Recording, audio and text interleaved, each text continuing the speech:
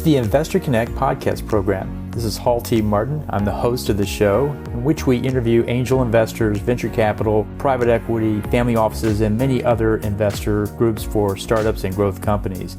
I hope you enjoyed this episode. Thank you for joining us.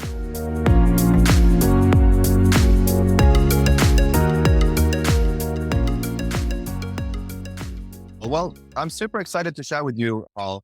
First of all, let's talk about how amazing Texas is because I want to live there. I lived down in South Padre Island, McAllen area when I was 20. Wow. Huh. Yeah, I had just realized I wasn't going to be a professional. Kind of hurt my knee and I was a hockey player anymore, or at least I didn't. It was unlikely that it was going to get better. So I went and I played for a team down there called the Killer Bees in the CHL or something like that. And yeah, it was a pretty cool life experience. I really liked it. I met some great friends. I actually still close friends with Rojas family and Fidencio Flores. And yeah, it's a bunch of cool people. Yeah, you got to come on back. There's a lot going on in Austin these days. It's really picked up. It's still not where the Bay Area is. It's like 1/10 or whatever it is now. At least it's not 1/100th like it used to be. So Yeah. it's coming up a little bit. Yeah. My good friend and investor, Doug Merritt, who was the CEO of Splunk. Oh, wow. He moved out there, I want to say, wow, it's probably like 5 or 6 years ago now. He built this crazy house right on the water and he loves it out there. Yeah. Yeah. No, that's great. Got lots coming here. So, there's good talent here and so forth. So love to have you down. So how are you finding the AI market these days? What's it looking like for your product there? I mean, we're building a huge platform. It's more than just like all these like little AI pop-ups that keep coming.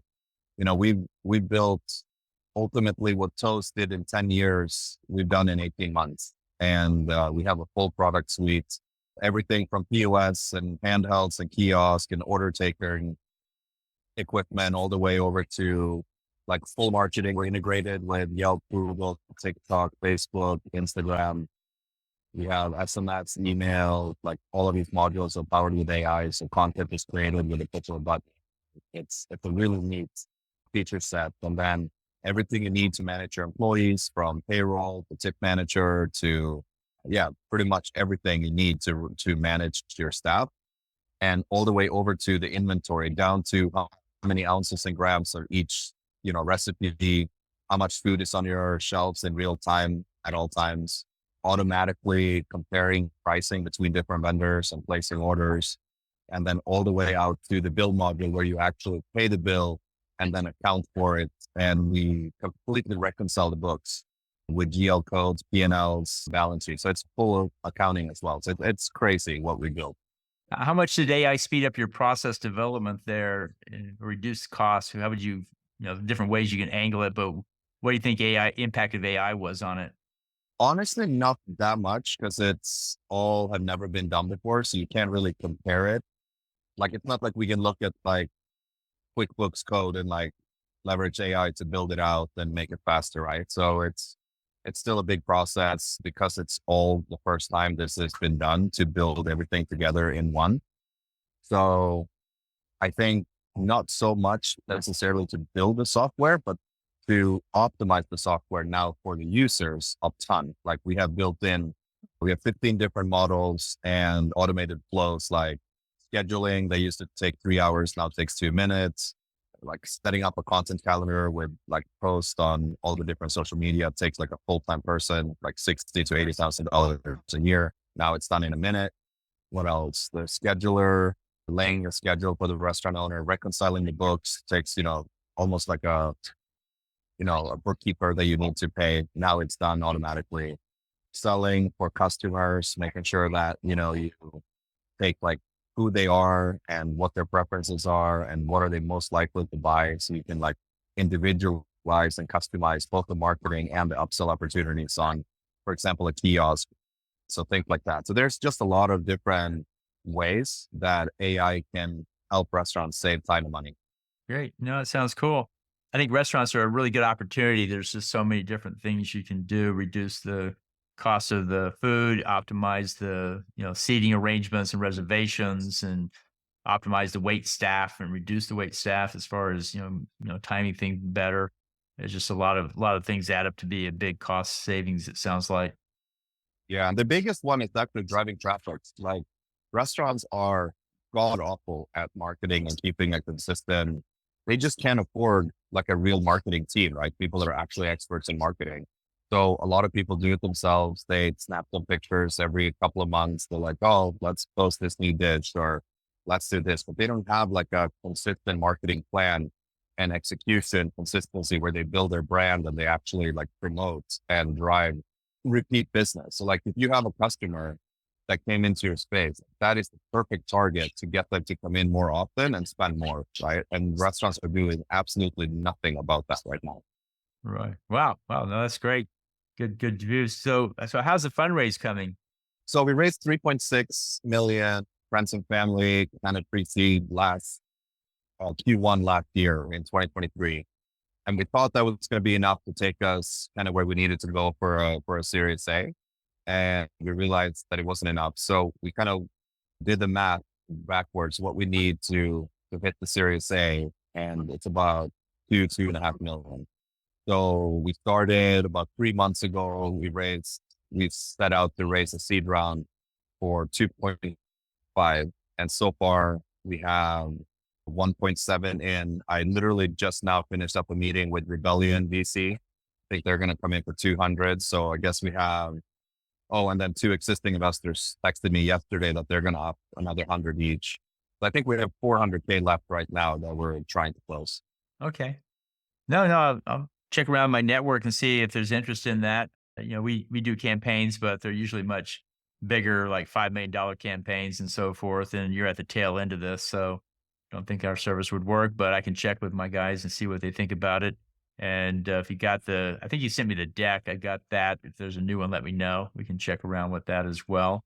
And they always ask that magic question about AI. What's proprietary about your data that gives you a moat around the AI? What's your answer to that?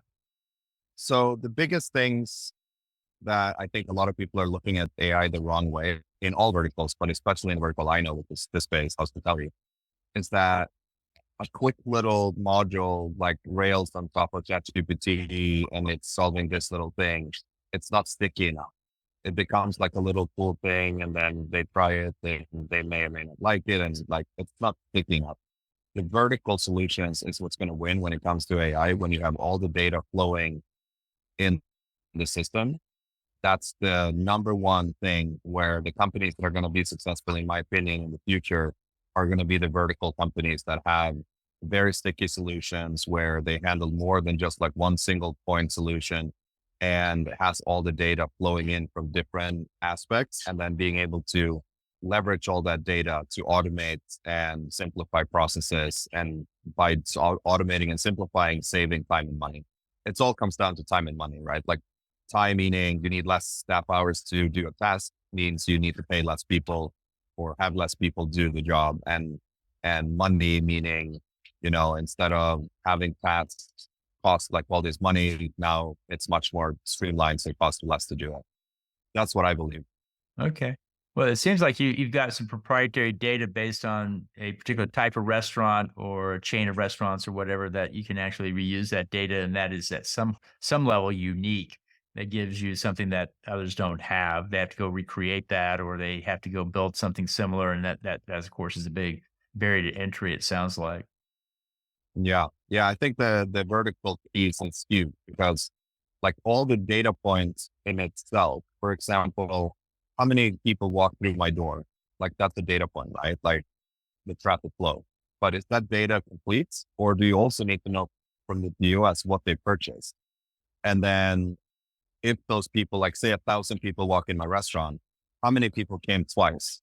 Like, see, like individually, the data is not very valuable. But if you combine all the different points, and now well, you have 10% of customers came back 6 times, 12% of customers came back 2 times, like that data and how much they actually spend. And then now you can leverage, like, say, a marketing campaign around that and be like, if we can increase how often they come back by this month, and you know how much they actually spend, now you can actually see how much you're actually making on these different campaigns and, revenue drivers versus to what it is today. It's like complete throwing throwing mud on the wall and see what sticks. Right, right. No, I can see the value of data going through the system, and it really informs it. And then if you have it integrated, one piece of data can impact different parts of the system. The cost of food, the number of people, the weight staff needed. A lot of factors come to bear upon that. Even if you change one number, such as the number of people coming through the door, that seems to be a good leverage point there. Yeah. So I don't know. I mean, tell me a little bit about the system you have out there. 10 Capital is at heart. We do investor relations. We're introducing you to investors we have online pitches, we have in-person pitches, and then we use dinner pitches to close. The world starts online, and have found that was hard, easy to start the dialogue, but it was sometimes hard to pick up a check if it just is online. So after we do I a agree with couple of that. rounds of online and in-person pitches, we do roadshows, kind of like what Max did at Pitchforce, but ours is not just feedback; it's actual. I'm interested in writing a check or not, and so there are more investors than feedback. And so what we're doing is going through and seeing who's interested and introducing them to you. And some people are very good about follow up. Others need more structure, and have found that if we do a roadshow in, say, the Bay Area, 30 days later we want to go back to the Bay Area and do a dinner event to close. Invite the interested people out, 2 hours. Go through every slide of the deck, answer everybody's question, and then say, you have 30 days to make a decision, and then we're moving on. And the idea is that the in-person, you have to build a little bit of relationship in these processes. And the in-person element to our dinner can stand in for a lot of that. Typically, if you meet them at a pitch event, you answer some questions, there's more touch points after that online, giving them updates, going through the data room. When we do diligence with angels, for example, we never just give them the diligence box. We come with the diligence box, and we're going to walk through it together and answer their questions, and have found that more effective in getting through the process, because a lot of angels don't quite know what they should ask. They all have 3 to 5 questions to ask, and that's the real value. Is you're surfacing those questions, you're answering it. And at the end of the box, when you've gone through every document, answer every question you ask, is there anything else? They say, well, I think you answered it all. You declare, we have now done our diligence. I'll send you the wiring instructions. Here's the check. Here's the document for the convertible note or the price round, whatever you have. And there it is. And I think there's some more confidence at that point. If they have gone through the entire box and they really just don't have any other questions, well, now it's a question, do I want to invest or no? So that's our model, is to get in there with them on that. Now, if it's a venture capital or family office, they probably have a process, and we just figure out what documents you need and who's going to do it. And the magic question is how many other deals are in front of me? Because it takes 3 weeks to do one of these things, and you're third in line. Okay, and 9 weeks will be going through. So you can figure out what that looks like. So, but most of our guys are angels, so we really have to manage that process really closely with them to get through that. Otherwise, that's where most people stall out. But so our program is a monthly retainer, $3K a month for a 3-month commitment. After that, it goes month to month. You usually get about $500K worth of introductions in a month. So, but not everybody closes. It's like 20% close rate in some cases. A lot of people are talking, looking, kicking tires, and so forth. We all know that. But once you sort those guys out, 1 out of 5 writes checks, well, then you can do the math on how many you have to get in front of to do this. And on an average roadshow, we'll have 20, 25, 30 investors in the room. There's 50 people in the room, but there's also startups and partners and all those things in there. So about half the people are investors. And we'll be back in the Bay Area May 15th. Actually, we're there May 15th. We'll be back October 8th to do the event together. We'll be in Palo Alto at Perkins Coie again, like we were last time. And we're now going to LA Orange County. So we'll be down there September 10th and 11th. So roadshows are coming around. After that, we head off to New York and DC and the other side of the country. Okay, cool. And so what does that mean? Does that mean that the investors fly out with you guys, or you guys do the work for them?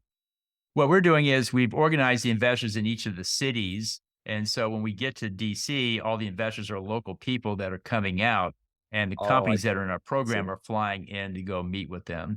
Now, I do get a lot of people that have been even from the Bay Area or Seattle or Chicago saying, hey, I've talked to everybody in my town. I've wrung out every investor, and they want to get in front of new investors. Well, that means you're going to have to go to some of these other cities. But our tour goes around the country: Austin, Dallas, Seattle, Bay Area, LA, Orange County, Chicago, New York, DC, Houston, getting into Raleigh and Miami next year. And so you can get in front of new people that way if you've already wrung out your local area. Got it. Okay, that's cool. Yeah, I would love to kind of learn and understand a little bit more. I mean, 3K, it doesn't seem like, that big of a problem. Yeah, your mileage varies greatly in these things. Sometimes everybody gets excited. There's lead investor, $1.5 million. Other times there's, just five guys that are doing a party round. Nobody's really leading it, 250. It's one of those things. So it often depends on who's leading it. And if you get the right guy leading it, I've seen it go from 150 to 1.5 in a heartbeat because in their mind, it's not about diligence. It's about who's going to take care of this thing after the check is written, who's going to stay on the board, who's going to watch him, who's going to spend time. That's the part most angel investors are worried about because that can be time consuming. I have been in deals 10 years where I was on the board for 10 years and I got a 50% return on my money. Not 5X, not 10X. I got 50% of my money, which was Yeah. not a good return on my time. And so Yeah. that's why people are looking for others who will take that risk and really bring that value to it. And somebody has to be on the board to watch them. Otherwise, things go off the rails in a heartbeat. Got it. Okay. But Yeah, that makes sense. well, I'll send you an email about how we work and a campaign proposal. You can look at that. You can decide, if that's a fit for you guys. Like I say, at 500K left, you're probably going to raise it before you need us. But if you feel like you need it more, and sometimes people come back and say, well, we just got this new opportunity at 500 now needs to be 2.5. Okay, well, that's probably worth doing something like this. So what are the typical ranges that like make sense in your world?